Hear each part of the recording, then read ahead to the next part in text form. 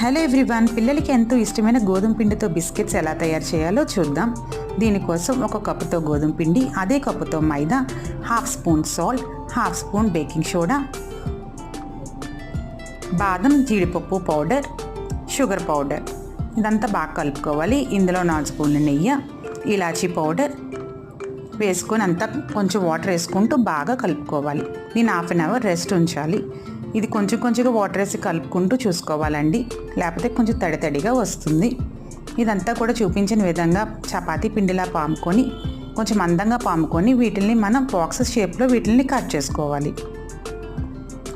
Oil కొంచెం సిమ్లో పెట్టుకొని మనం ఈ బిస్కెట్స్ అన్నీ కూడా ఫ్రై చేసుకోవాలి. ఇది గోల్డెన్ బ్రౌన్ కలర్ వచ్చినంతకు ఫ్రై చేసుకోవాలండి. ముందుగా తీసుకున్నారనుకోండి కొంచెం బిస్కెట్స్ మెత్తగా అయిపోతాయి.